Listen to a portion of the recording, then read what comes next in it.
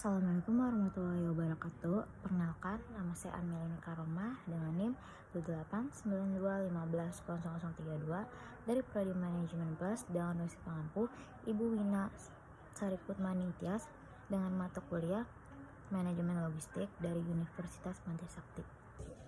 Selanjutnya di sini saya akan menjelaskan penerapan pengendalian manajemen logistik, faktor-faktor yang perlu dipertimbangkan dalam setiap kurun waktu tertentu dalam penerapan manajemen logistik terpadu tersebut seperti yang pertama itu ada tempat. Hal ini merupakan basis dari semua kegiatan organisasi. Oleh karenanya, faktor ini harus juga mendapat perhatian tersendiri dari pengelolaan organisasi.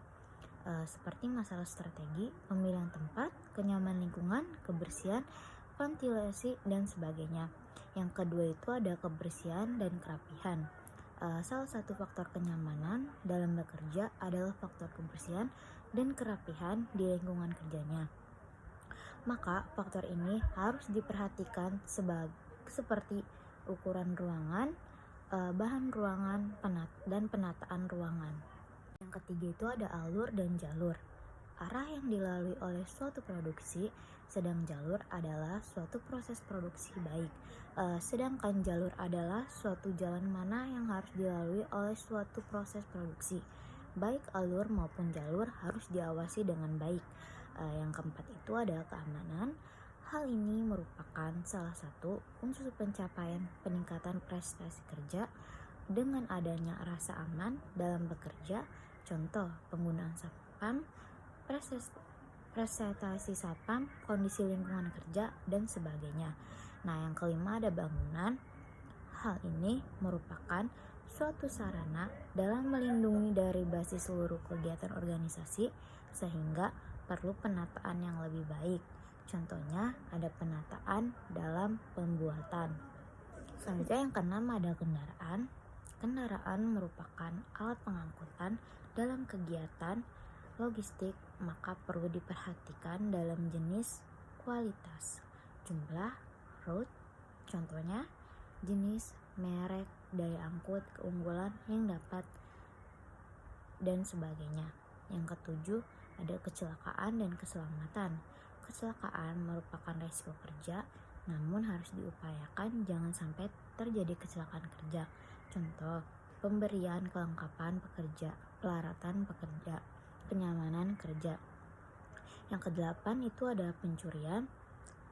Faktor yang diperlukan bahwa pencurian seringkali terjadi di suatu organisasi dan hal ini mengganggu jalannya perusahaan dalam aktivitas.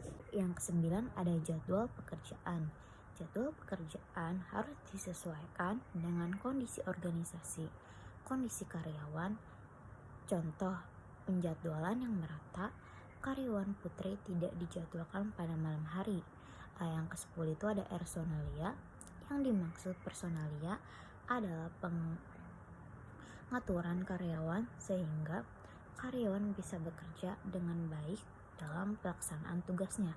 Contohnya penerapan atas kepemimpinan yang sah, ASI dan ASU. Yang ke-11 itu ada kelengkapan perabotan kantor. Hal ini merupakan penunjang dari keberhasilan penyelesaian suatu pekerjaan sehingga perabotan kantor harus lengkap. Selanjutnya yang ke-12 itu ada kemudahan dan kenyamanan. Tempat parkir, hal ini merupakan salah satu aspek yang harus dicermati dalam penanganan parkir baik untuk karyawan, relasi, dan sebagainya. Yang ke-13, kontrak perawatan merupakan salah satu upaya melindungi karyawan dalam pelaksanaan tugasnya. Contohnya, pengikutan serta asuransi bagi semua karyawan. Lalu yang ke-14 ada permesinan. Mesin merupakan alat yang paling penting dalam pelaksanaan proses produksi, sehingga permesinan harus mendapat perhatian dan pengendalian yang utama. Contohnya, penggunaan mesin yang memenuhi standar. Lalu yang terakhir, pembukuan dan permodalan. Hal ini merupakan tertib administrasi dan tertib pelaksanaan pembukuan. Contohnya, penggunaan petugas pembukuan yang lincah, tanggap, dan tertib. Ada pemantauan kegiatan logistik. Faktor pengawasan untuk kegiatan logistik dalam pengembangan mengalami kemajuan yang cukup berarti. Terbukti bahwa kegiatan pengawasan diperluas peranannya dengan istilah kegiatan pengendalian. Pengendalian dalam kegiatan perusahaan sehari-hari disebut dengan kegiatan pengendalian manajemen.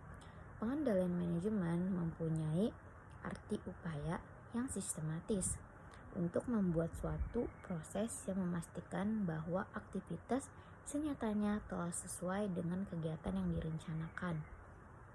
Lalu di sini ada pengendalian manajemen akan memberikan keuntungan seperti yang pertama itu dapat mengulangi perubahan diri, adanya perubahan lingkungan yang cepat berubah. Manajer dapat melacak perubahan tersebut dikaitkan dengan yang akan mempengaruhi terhadap produk atau jasa, ancaman dan peluang. Contohnya, penjahit pemakaian akan menyesuaikan model yang banyak digemari oleh pelanggan atau model yang lagi populer. Selanjutnya, menciptakan gerakan yang lebih cepat. Hal adalah mengenai permintaan penggunaan perbaikan dalam perencanaan, kualitas produk atau jasa maupun kualitas harga. Waktu penyerahan. Perusahaan mampu bersaing dan pada saatnya akan menempatkan pada posisi aris depan. Contohnya, penjahit pakaian selain memberikan jasa menjahit, juga menyediakan bahan pakaian yang sesuai dengan selera konsumen. Lalu yang ketiga adalah menyatukan pekerjaan atau koordinasi pekerjaan. Para manajer yang berwawasan luas akan menghargai keragaman perilaku dan pemikiran dari para bawahannya tanpa membedakan suku, agama, dan ras. Contohnya, penjahit pakaian membagi pekerjaan sesuai dengan keahliannya. Lalu di sini ada langkah-langkah dalam proses pengendalian menurut Robert J. Marker membagi pengendalian dalam 4 langkah sebagai berikut. Yang pertama itu ada penetapan standar. Selama proses perencanaan, semua pengendalian sebaiknya ditetapkan dengan istilah yang mudah, jelas, dapat diukur, waktu pelaksanaan dan dana yang dibutuhkan. Contohnya, bagian personalia perusahaan untuk menerima karyawan, baru minimal pendidikan setara 1, laki-laki dan sebagainya. Yang kedua ada pengukuran kinerja. Pengukuran kinerja karyawan akan disesuaikan dengan jenis aktivitas perusahaan. Perbedaan aktivitas perusahaan akan membentuk kinerja yang bekerja pula. Pengukuran dan penentuan tenaga kerja harus disesuaikan dengan standar kerja, sehingga manajer dapat berasumsi bahwa kegiatan dapat berjalan dengan baik dan terkendali.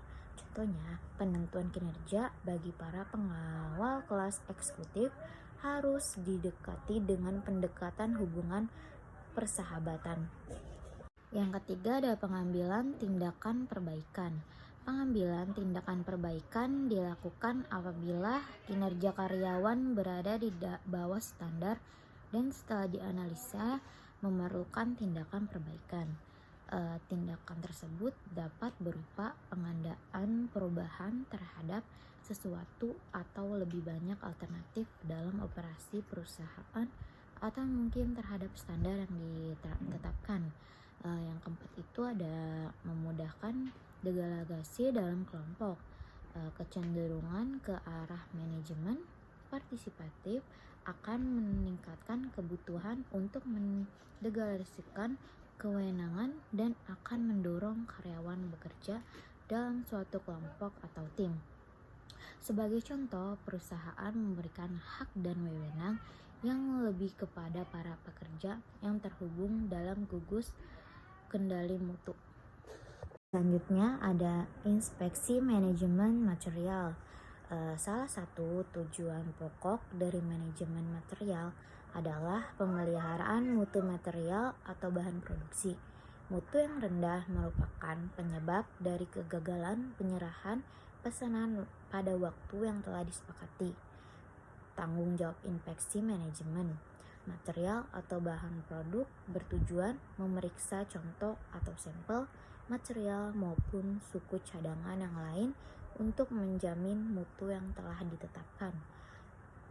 Inspeksi tersebut dapat dilakukan di pabrik penjualan atau supplier atau pada saat material diterima di perusahaan.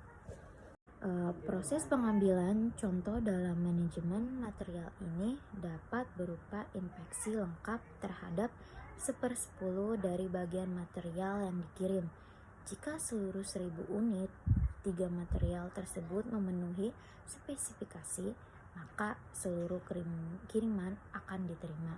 Akan tetapi, bila terjadi satu cacat dalam contoh, maka 1000 unit akan dapat diikuti beberapa pilihan. Pilihan pertama, seluruh material yang dikirim akan ditolak atau dikembalikan. Akan tetapi, berakibat pada pengeluaran biaya pengembalian yang cukup besar dan kemungkinan perusahaan akan kekurangan material. Yang kedua, seluruh material atau barang yang dikirim diinspeksi untuk memisahkan material mana yang lolos sensor, mana yang tidak. Pilihan terakhir, jika hanya satu atau sebatas jumlah yang cacat yang bisa ditemukan, maka diambil contoh acak. Yang kedua, untuk memeriksa silang dengan tingkat toleransi bagi penerimaan atau penolakan material, tergantung batas toleransi yang ditetapkan. Selanjutnya ada manajemen persediaan. Persediaan merupakan bagian utama dari modal kerja yang merupakan aktiva yang pada setiap saat mengalami perubahan. Pada dasarnya, persediaan meliputi 3 macam yang utama. Yang pertama ada persediaan bahan mentah atau raw material inventory.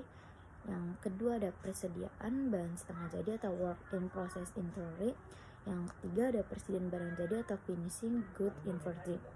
Ketiga macam persediaan tersebut dalam satu periode akan mengalami perputaran yang berbeda-beda, dan tinggi rendahnya tingkat perputaran persediaan akan mempunyai pengaruh yang langsung terhadap besar kecilnya dan yang ditanamkan dalam persediaan tersebut.